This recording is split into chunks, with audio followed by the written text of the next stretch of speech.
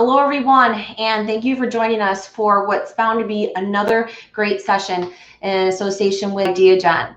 My name is Sharan Hildebrand, and I'm Vice President of Alliances for Hitachi Solutions.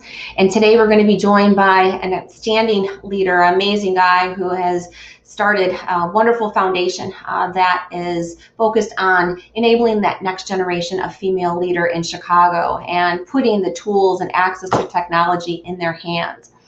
The conversation is going to be centered around two of the very important 17 UN sustainability goals. Goal number 4, which is quality education, and goal number 5, which is gender equality. So without further ado, I'm anxious to get the conversation started. So please join me in welcoming Ghanimah to the stage. Hello. Hi, Ferris. Thank you so much for your time today and joining us. Oh, of course. So as head of Central Technology for William Blair, and then also the founder of the WIT mission, I've had the pleasure of working with you both as a client and now as a member of your advisory board, which I'm very grateful for. The story behind what you're doing in Chicago with the WIT mission is compelling, and it's something I'm really anxious for you to share with our audience today. So I'd just like to dive right in, and if you can tell us a little bit about your background, about the WIT mission, its focus, and its the impact that you want to make on the Chicagoland area. Sure. Yeah. Thank you for having me. I really appreciate the time and the conversation. I've been working in technology in my career for many years, 25 years or more, and I learned a lot throughout the years. And for the last maybe 10 years, I started thinking I really want to do something different. I really want to give back in a certain way. My children were younger, and we had a lot of discussions around how to actually give back, and I always emphasize the importance of that. And early on, I started a small scholarship program at one of our local schools. And while my children were going to actually high school, now my kids are older, graduated, and I kind of stopped doing that until they asked me one day, why did you stop doing that? And one day they were asking, why didn't you get back into that? So, and here I am. A few years ago, that's been happening for a few years, but specifically last year and this year, we founded this WIT mission. You can see us at witmission.org. And the idea there is to really try to close the gender gap in technology careers. So my original engagement with high schools was more around just helping boys and girls who are in need to just go to college, period. But now I'm kind of fine-tuning that kind of mission down to women in technology, because I feel like that will have much bigger impact on that. And I'm really excited about this. I have a good group of people who are supporting me or are excited to be part of it, including yourself, Sharan. So, and really our mission, our drive is to make a change, one girl at a time and one high school at a time. And we'll get there. I don't think it's a simple task, but I think it's a worthy cause to kind of undertake. The fact that you went off inspiration originally, so first I have to celebrate, just independent of anything, coming up with a scholarship program to help other needs, which is amazing. And then obviously you planted some good seeds with your family. So as a natural leader, and then looking for you to continue with that kind of work really brings this depth and beauty to the story. I wasn't aware of that fact. So thank you so much for sharing. And now being in a position to build the team, build the group, to positively impact and put the tools and means to access technology to high school girls. And is it specific to high school girls to start right now? Yeah, that's the idea. And we really thought about whether we should focus on middle school or high school or even college. But we felt the high school focus is a good sweet spot. Most students in middle school, they don't know what they want to study and what they want to do when they grow up. But I still don't know, so I'm still trying to figure. I know. Yeah, exactly. So we felt like high school, especially upper class students, juniors and seniors, when they start thinking about careers and college, that's the nice spot to kind of start really providing that mentorship opportunity that all young adults or students need. So that's why we want to focus on high school versus middle school. Although that's the current focus, but that doesn't mean we would expand into the future because we need that pipeline, right? At the end of the day, it's not just, students don't just make it in high school on their own. There's a pipeline that needs to kind of feed into that. So at some point we may extend beyond, go earlier, but for now it's high school. Sure, makes sense. All about the focus. So you've done a great job structuring the program, and there are, I understand, two main ways to get engaged, or there's two separate programs that you offer to young ladies who are interested. Can you tell us a little bit more about the two programs? Absolutely. So on the programming side, the school side, there are two programs, but they're really part of the same engagement with the students and with the school. So the main piece is for girls to engage and to sign up to be part of this program. So the focus there is on education, awareness, raising the level of knowledge, not just within the student body or the girl student body, but also honestly within the schools. Like the administration and sometimes the counselors may or may not have enough information about what it means to be on a technical track, to go to a techno school or be in a have an IT based career or technology based career. So there's that level of education that we want to engage with schools, counselors, and students to help raise the level of awareness. So and hopefully the girls will pick technology as a track. It's okay to be in IT, and so that's that's the first piece of it. The second piece is in financial in nature. It's one thing to say, okay, now I'm aware and I want to go to pursue a career in technology or go to school for a technology degree, but there may be financial hurdles that prevent some students from doing that. That's where the second part of the program comes in and helps with scholarships that are provided by sponsors, corporate sponsors, and it could be individual donations and sponsors. But our main focus is going to be on corporate sponsorship. So both parts of this program will work hand in hand to, at the end of the day, hopefully increase the number of entrants into college programs coming out of high school. Especially our focus, obviously, is on girls, female, and underrepresented areas, or underrepresented in a diverse segments of our society. So success is the numbers of women graduating and embracing a career path in technology field. Is that correct? Absolutely. If you look at the metrics today, if you look at the percentages of females who are graduating in tech degrees out of four-year colleges, it's honestly, it's pretty sad, right? It's I think at 21 or 22%. And if you look at the need, there's 57% is really the number of professional women across the board. So they're a pretty nice number. But when it comes to women in technology, that number drops dramatically to 26, 27%. Okay, so we have a lot of way to go to catch up. But when you look at the graduates at 22%, how are we going to ever catch up? And if you even break that down a bit further, the girls who graduate from Hispanic and African American backgrounds, they make up 4% out of that 22%. So, if you look at it, just there's a lot to do here, and we're hoping that we can just be one organization that can help fill that gap and push this cause forward. But more is needed for sure.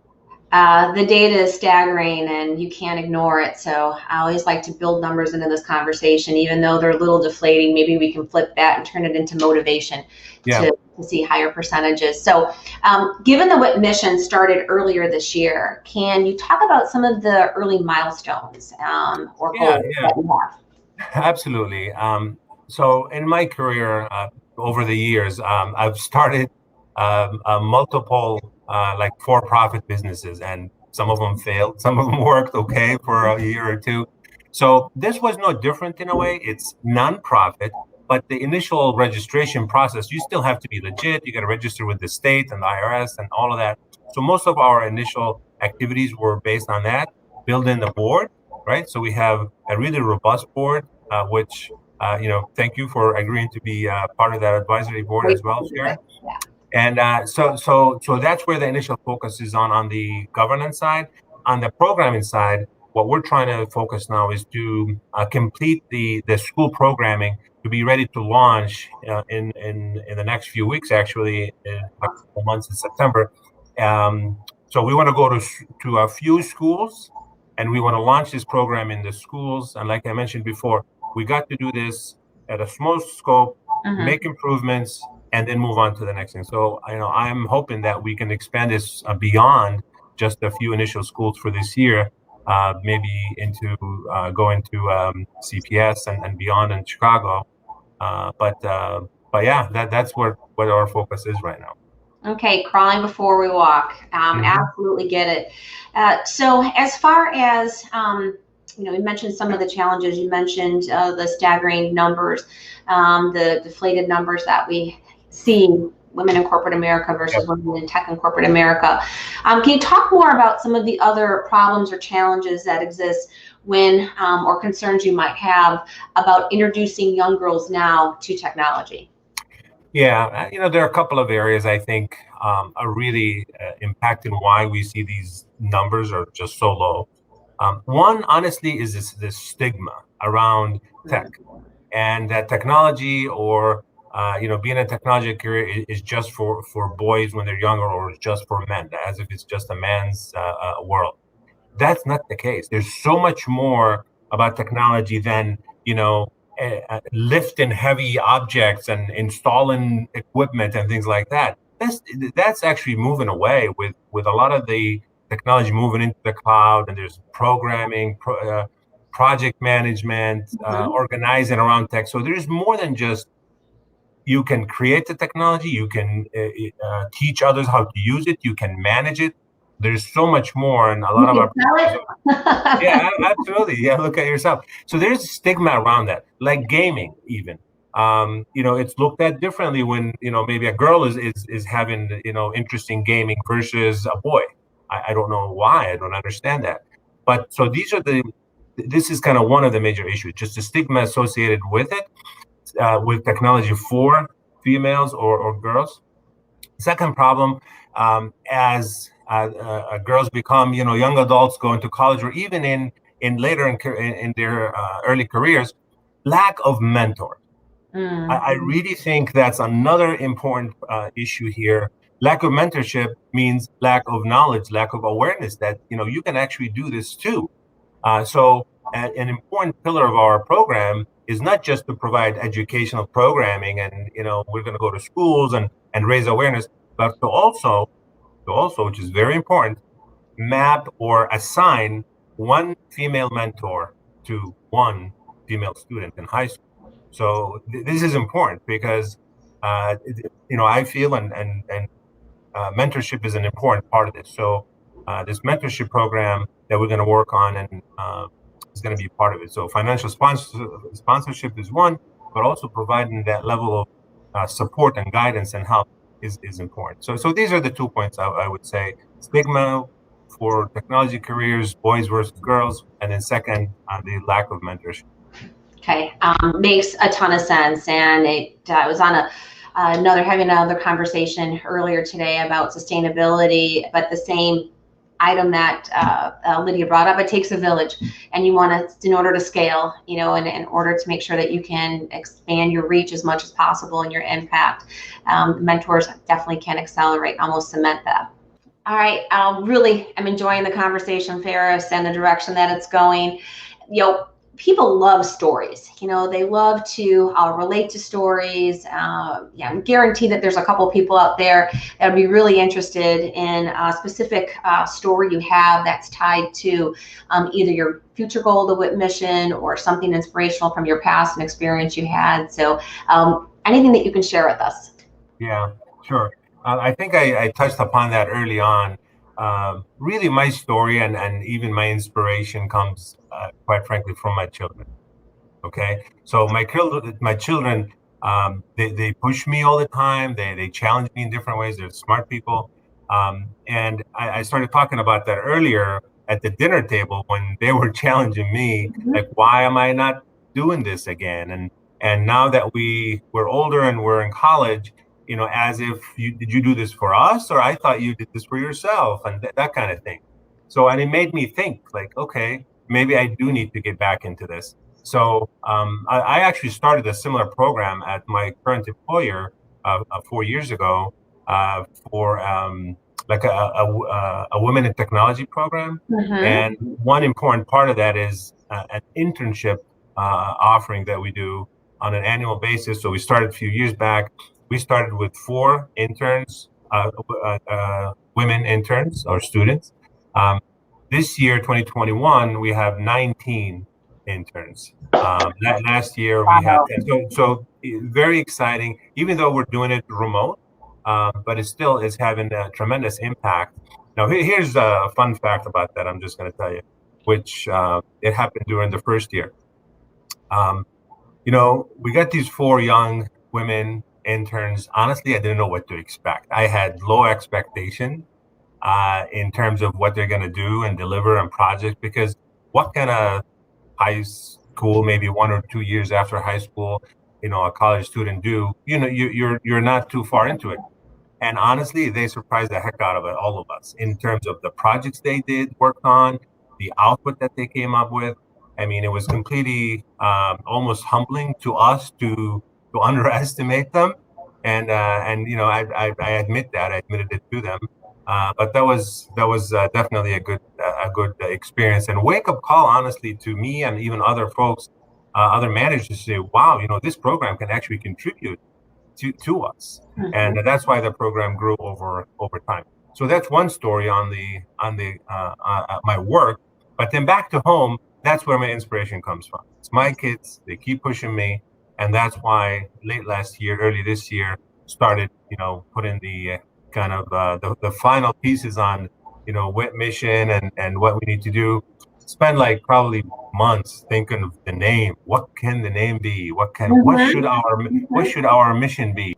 And you know what? One Sunday morning, I got up and I just flipping through the channels on the news, and it just hit me. It's like, wait a minute, it's with. Why are we trying to change it? Why are we trying to call it something else?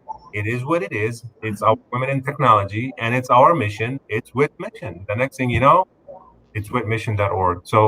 Uh, it's sometimes you get that spark, and I got my spark earlier this year, to finally just take that next step and make this program become a reality. Then started recruiting the board, like I mentioned before. So it's all good. I'm very excited about this. I really think a lot is going to come out of this. So crossing our fingers here, but looking good. I'm right with you, and all about the energy. And again, as part of your advisory board, I can second everything you're talking about with regards to the positive momentum and the people that are lined up and committed to this. And listening to your story and your inspiration, one person can make a change. 4 to 19 interns in a matter of a couple of years at William Blair. That's tremendous. So last question to wrap up, because I know everyone watching this is inspired and motivated and wants to figure out how they can get involved. What can folks watching this recording right now do to support and get involved with the mission? Okay, so there's a lot that everybody can do. At least, the least that anybody who's listening to this can do is not only I ask you to open your eyes about the possibility that women and girls can actually have a very successful technology careers. They can be technology visionaries and leaders. So teach your girls, your nieces, your neighbors, bring awareness and attention to this really needed area, and bring focus to it. And if you're interested to do more than just thinking through it with your neighbors and family, please visit our website and engage with us and join us with our mission to truly help and close that gender gap in technology careers. So get to our website. We would love to get your support, whether it's financial or sponsorship or you may be a mentor. Whatever you can do, we can definitely leverage and use you. But again, it all starts at least at home and within your local community and neighborhood. Excellent, excellent. Well, thank you so much for your time. And for those of you in the Chicagoland area and even beyond, whitmission.org. Please take the time, check out the website, learn more about what Ferris and team are doing, and feel free to ask questions. And again, your support is invited and welcomed.